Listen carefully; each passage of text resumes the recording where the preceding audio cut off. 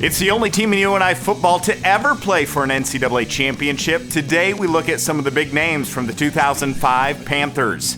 We tell you about sophomore quarterback Eric Sanders and the duo of Terrance Freeney and David Horne in the running game. Reflect on how John Hermann excelled at defensive end and what made the entire defense go.